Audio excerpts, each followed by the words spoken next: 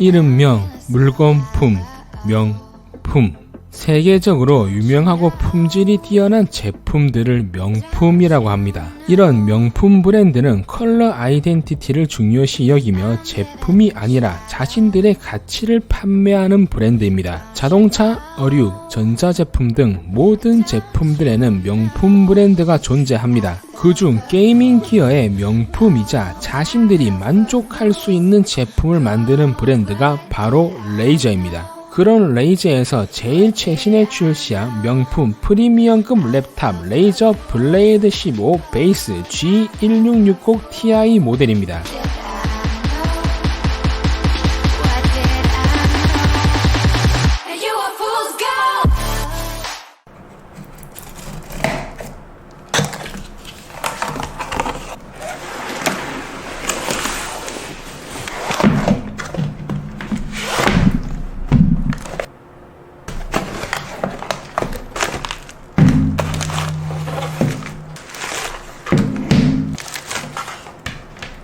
박스를 열었을 때 느낌은 노트북이라기보다는 레이저 파이어플라이 같은 마우스 패드 같은 느낌을 줍니다. 실제로 레이저 인빅타 패드랑 크기를 비교를 해봐도 거의 동일한 크기를 볼 수가 있습니다. 그렇기 때문에 급할 때는 노트북 대신 마우스 패드로 사용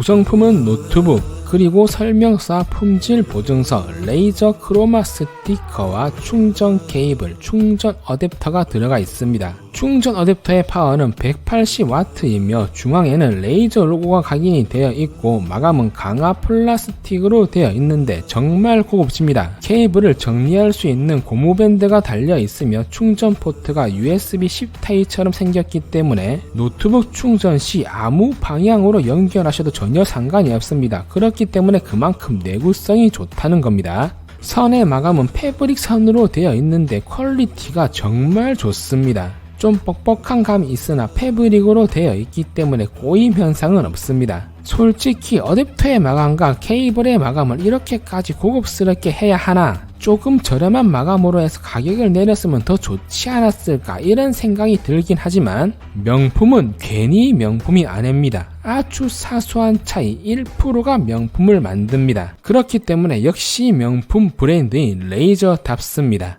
레이저 랩탑 라인업은 13인치, 15인치, 17인치 세 가지의 라인업이 있으며 해당 인치마다도 다양한 라인업들로 구성이 되어 있습니다. 디자인 및 외형은 거의 다 동일하며 스펙 정도 차이라고 보시면 됩니다. 블레이드 프로 17 같은 경우에는 제가 앞전에 이미 리뷰를 했기 때문에 궁금하신 분들은 해당 리뷰를 참조하시면 됩니다. 블레이드 15 같은 경우에는 크게 어드밴스드와 베이스 두 가지의 라인업으로 나뉘며 어드밴스드가 상위 모델이고 베이스가 기본 모델이라고 보시면 됩니다.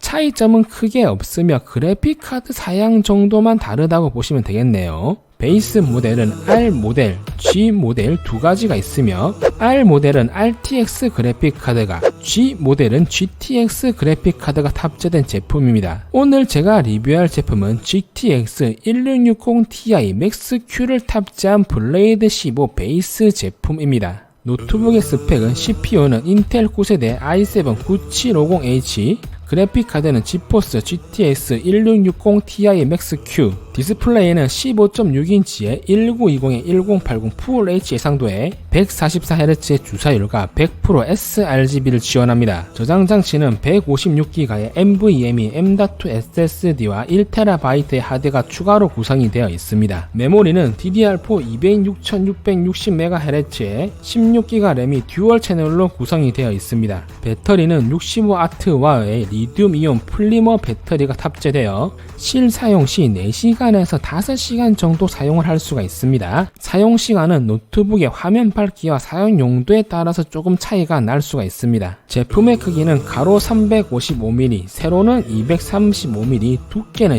9.9mm로 게이밍 노트북 치고는 아주 슬림한 바디를 가지고 있습니다. 무게는 2.5kg, 그래픽 카드가 탑재된 게이밍 노트북인데도 불구하고 이 정도 무게면 아주 가벼운 무게라고 볼 수가 있습니다. 한국 정발이 된 제품의 가격은 오픈마켓 최저가 249만원에 지금 당장 구매를 할 수가 있습니다. 전체적인 마감과 디자인은 보통 일반적인 노트북들은 단가를 줄이기 위해서 플라스틱 마감이 대부분이지만 역시 가격 따위는 신경 쓰지 않고 자신들이 만족할 만한 제품을 만드는 레이저이기 때문에 CNC 정밀 가공된 풀 알루미늄 바디에 양극 처리된 블랙으로 한층 더 고급스러움을 더해주고 노트북 전면에 레이저 백라이트 로고에는 LED가 들어오기 때문에 갬성을 느낄 수 있으면서도 고급지고 심플한 디자인입니다. 하지만 알루미늄 마감 특성상 지문이 조금 잘 묻는다는 단점은 있습니다.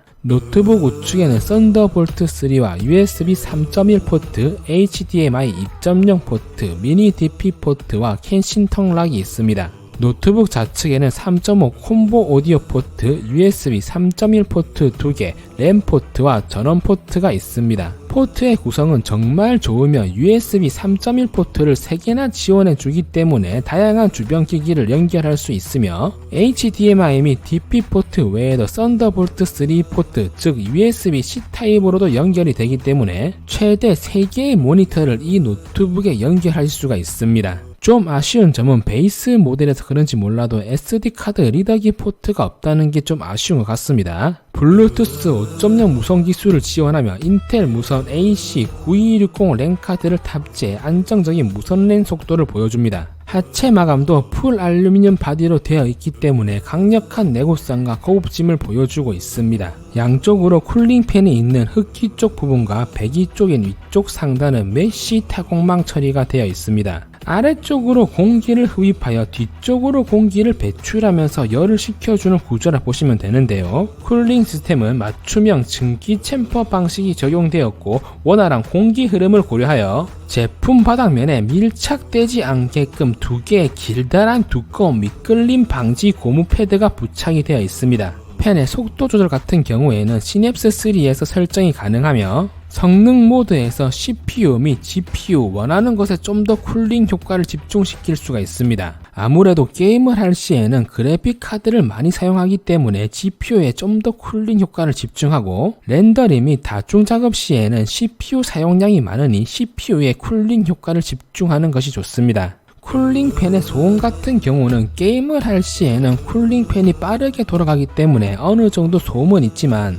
게임 소리에 묻힐 정도라고 보시면 됩니다. 프리미어 같은 렌더링을 걸 때는 팬 속도가 거의 최대로 회전을 하기 때문에 꽤 소음이 있다고 보시면 되고요. 평소 사용 시에는 팬 소음이 안 들릴 정도로 매우 정숙한 편입니다.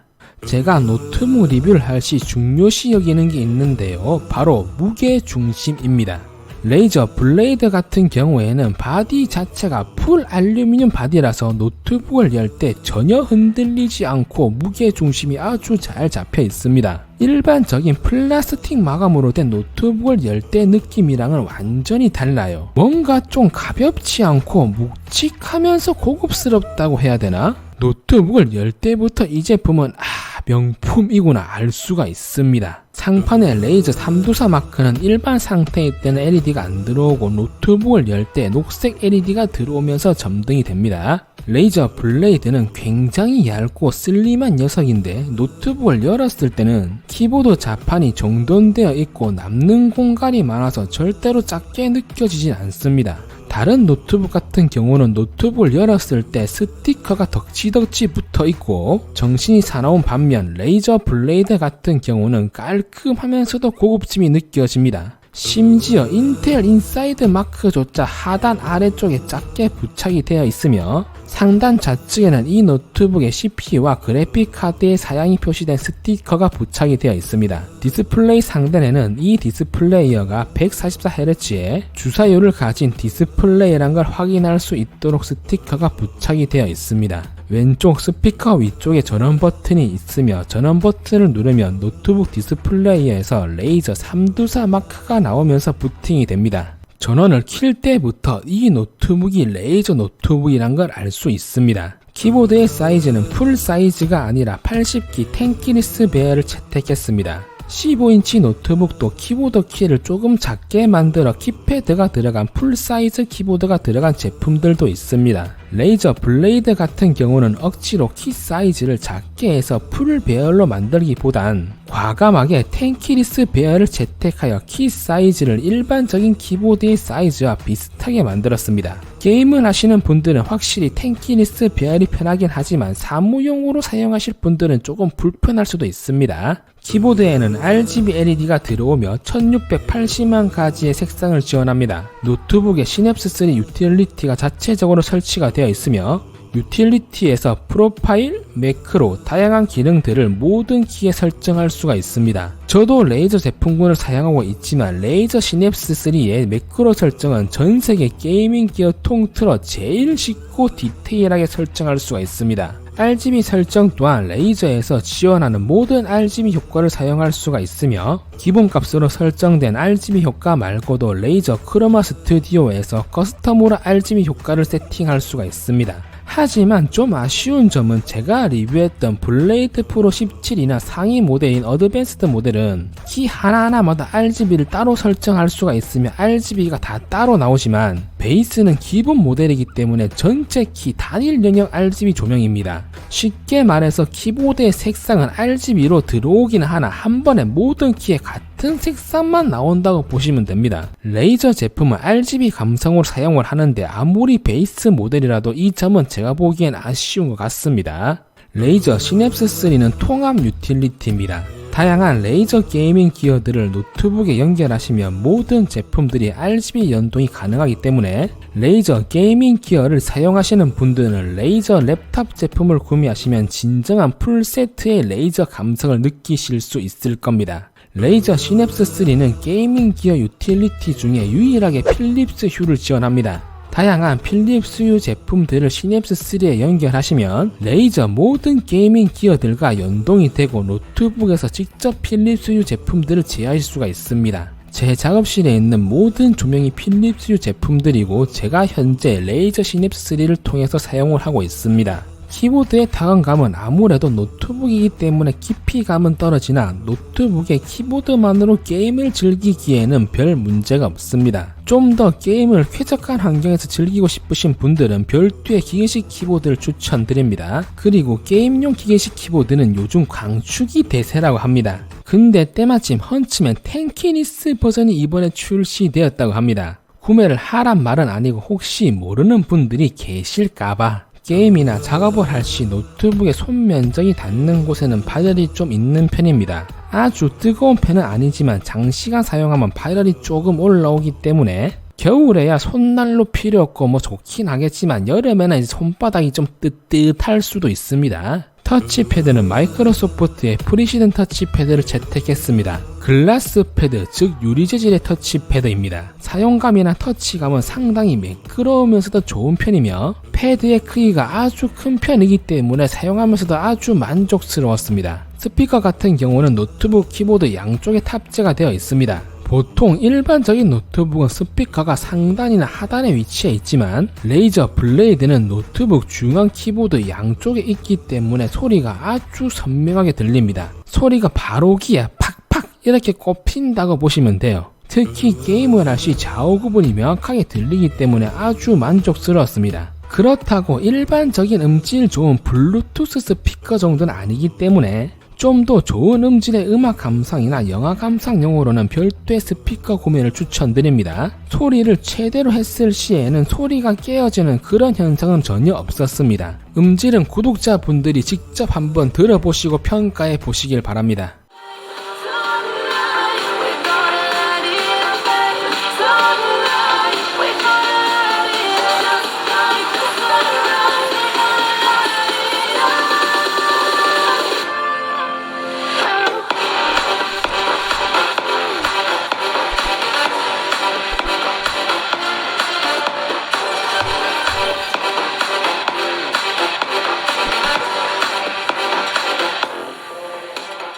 디스플레이는 15.6인치의 1920x1080 풀 HD 해상도, 주사율은 144Hz이며 sRGB를 100% 지원합니다. 디스플레이의 베젤이 4.9mm로 아주 얇은 베젤이 적용이 되었기 때문에 다른 15인치 노트북보다도 훨씬 더 콤팩트한 사이즈가 나오는 겁니다. 144프레임의 디스플레이는 쉽게 말해 1초에 사진이 144장이 지나갑니다. 그렇기 때문에 일반적인 60Hz의 주사율을 가진 디스플레이와는 비교할 수 없을 정도로 아주 부드럽다고 보시면 됩니다. 배틀그라운드 같은 FPS 게임을 하시는 분들한테는 144프레임의 디스플레이는 필수라고 할 수가 있는데요. 게임을 할 때 화면을 회전하거나 이동을 하는 적에게 총을 조준할 시 60프레임의 디스플레이에는 잔상이 남는 반면 144프레임의 디스플레이 같은 경우는 거의 잔상이 없다고 보시면 됩니다. 그렇기 때문에 이동하는 적이 그만큼 선명하게 아주 잘 보입니다.